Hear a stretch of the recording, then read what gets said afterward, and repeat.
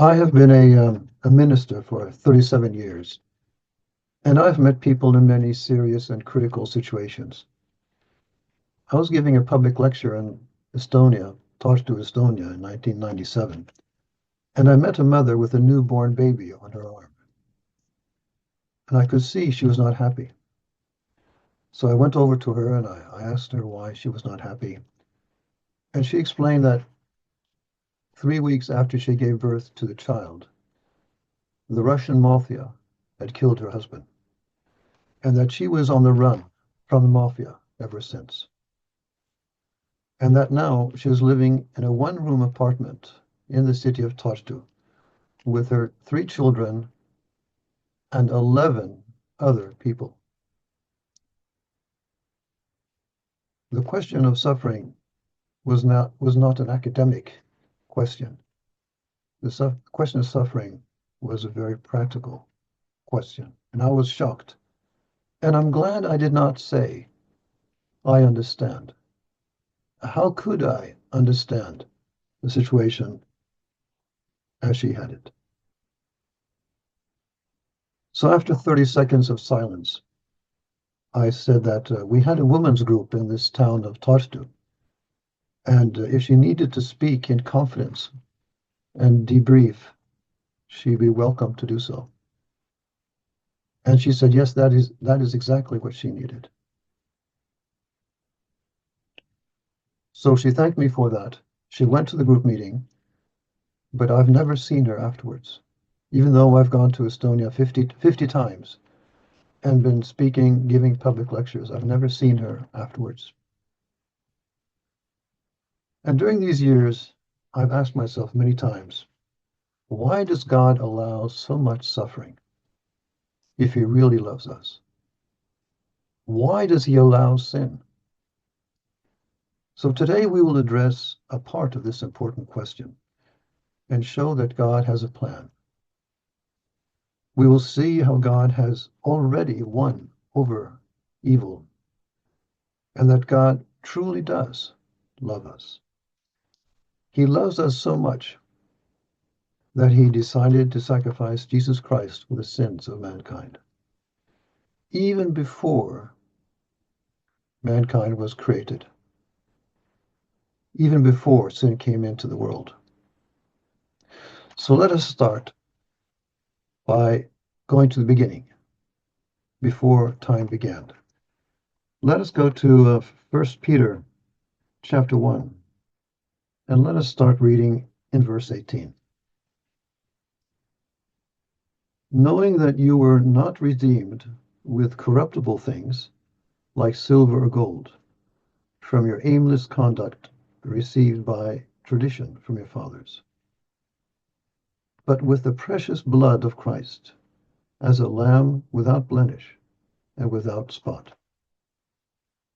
And he indeed was foreordained before the foundation of the world, but was made manifest in these last times for you. Now, in this verse here, there's a very important message that before God created the universe, before God created man, before sin came into the world, God had already decided that he would sacrifice Jesus Christ because of our sins. So here it is clear that God had a plan that Christ would come and sacrifice his life for us. Sin had not entered the world at this time. And now we can understand why God allowed Satan or Lucifer, because of his vanity, to revolt against God. We can see that God allowed Lucifer's rebellion, and God allowed 1/3 of the angels to rebel against him, because God wanted man to have an option of choice, to choose if man wanted to live according to God's way of life or to Satan's way of life. And this is why God allowed Satan to be in the Garden of Eden. I've always wondered, why is Satan in the Garden of Eden? God wanted us to have an option. He wanted us to choose how we would live. And really, we are more benefited than the angels, because the angels had only experienced a beautiful, wonderful universe. They've only experienced joy. They've only experienced happiness. They've never seen evil. But we have. The angels who went with Lucifer didn't really understand the consequence of that decision. They didn't see the consequence of following Lucifer or Satan. But we can see it. We can see the consequence of sin today. And God has allowed that. And he has allowed it so that we can see the consequence of following the way of Satan. Do you see the PowerPoint on your screen? Good. So we will follow this PowerPoint and the rest of this presentation.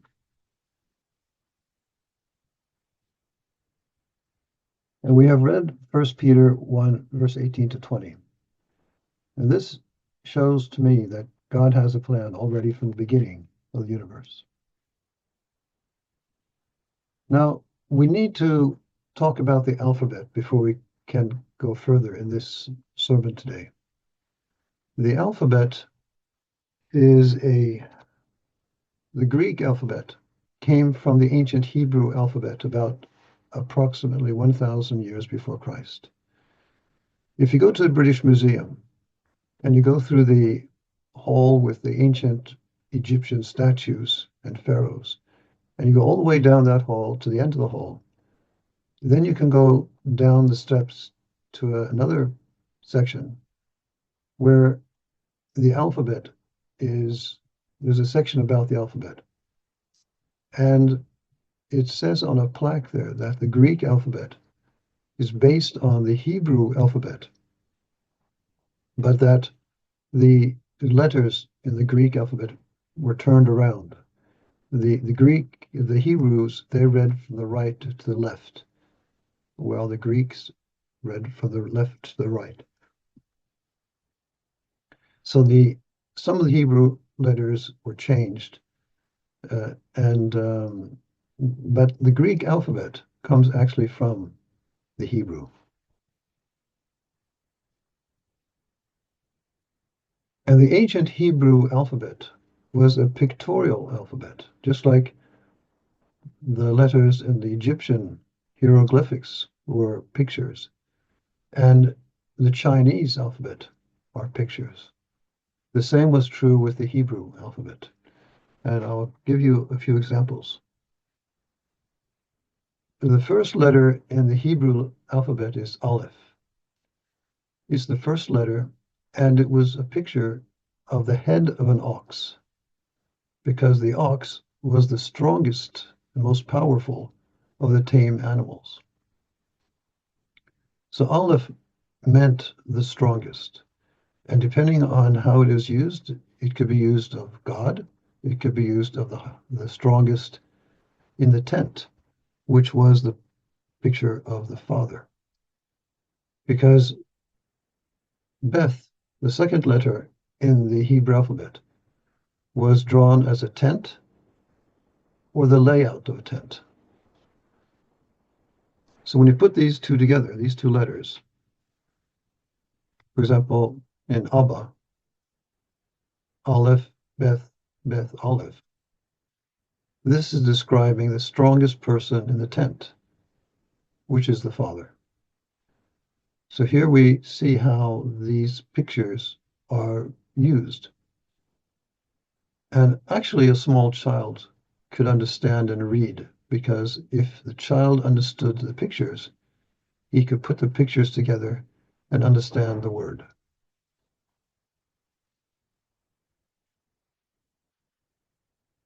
So the first and second letter of the Hebrew alphabet is Aleph and Beth. And that is where we get the name alphabet from. That is the origin of our alphabet. It is Aleph and Beth.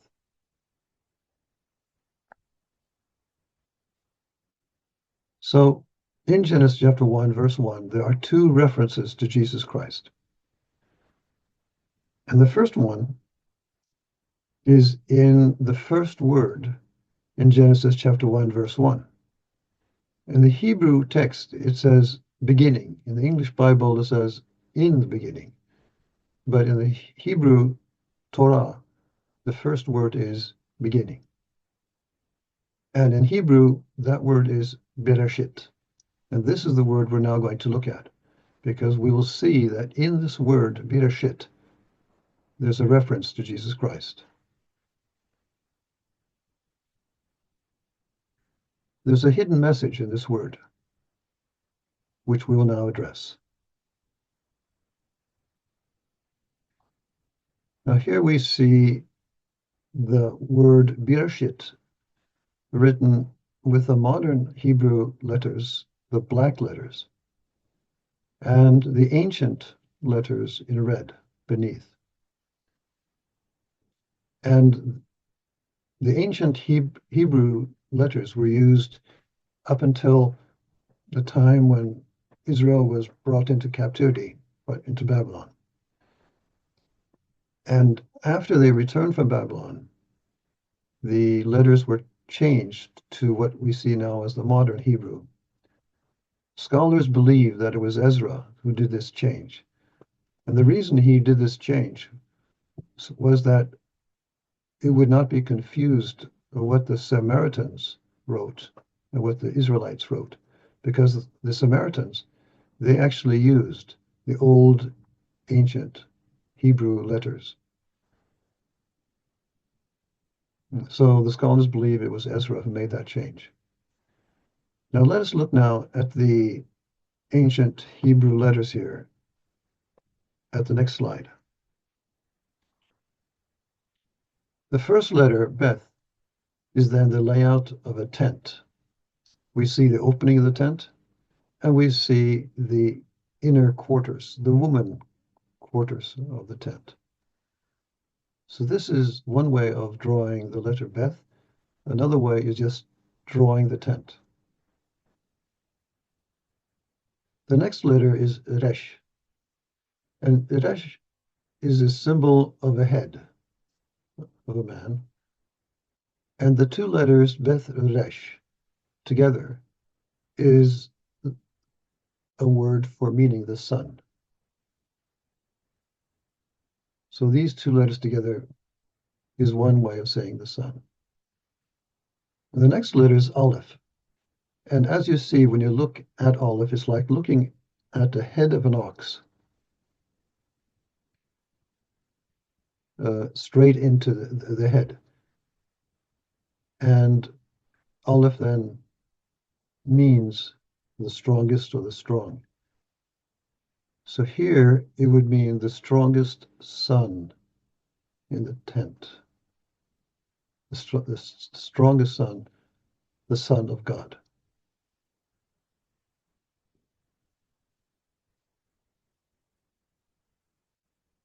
The next letter is Shine or Shin, and it's actually two front teeth.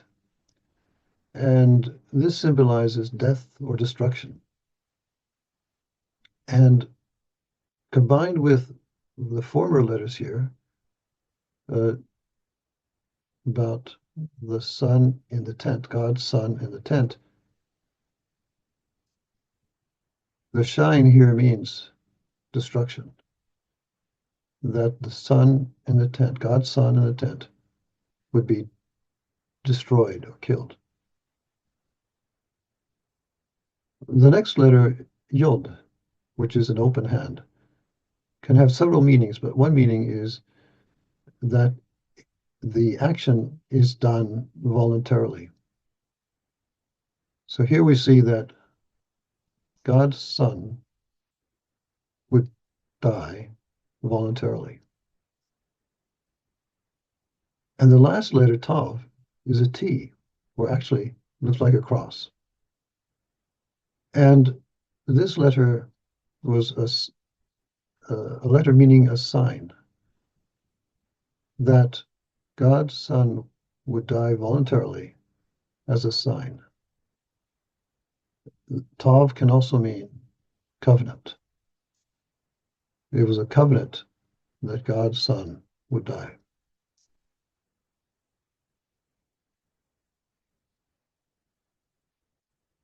Now, if you go to YouTube, you can find a presentation which is much better than I've been able to give.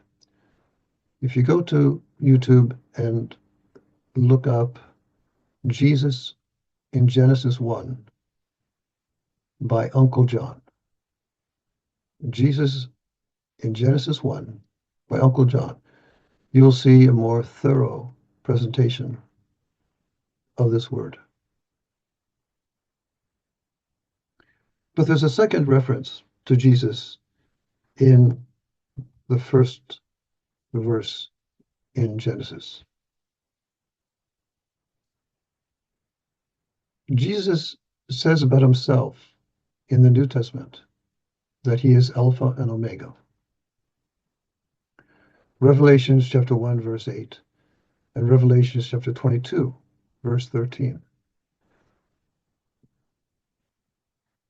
Those are the first two letters in the first letter and the last letter in the Greek alphabet. Alpha, Omega are the first and last letters in the Greek alphabet.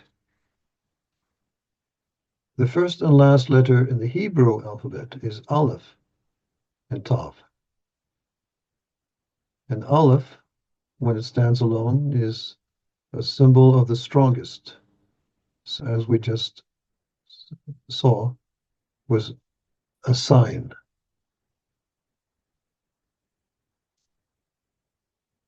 So Aleph Tav symbolizes that the strongest being, Tav, God, and Tav points to a covenant or a sign. So Jesus is God's sign or his covenant. But Aleph and Tav are letters, and they are not a word. So we don't see them in the English translations, but they are in Genesis chapter 1, verse 1. When it says that in the beginning, God created the heavens, Aleph and Tav is in there. It says actually, in the beginning, God, Aleph and Tav, the heavens. God created the heavens. Because the combination of Aleph and Tav are found 5,000 times in the Hebrew text. And Aleph and Tav is a grammatical sign that the direct object of the verb is following. So in Genesis chapter 1,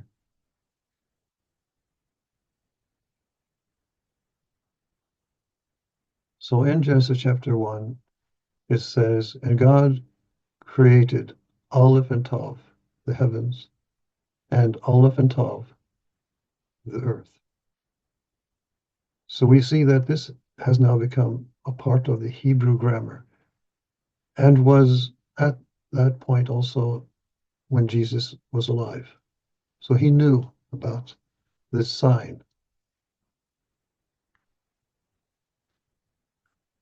For a better explanation, go on YouTube. Jesus in Genesis 1:1 by Uncle John, and you'll get a much better presentation and explanation than I've been able to give, and a more fun way by Uncle John.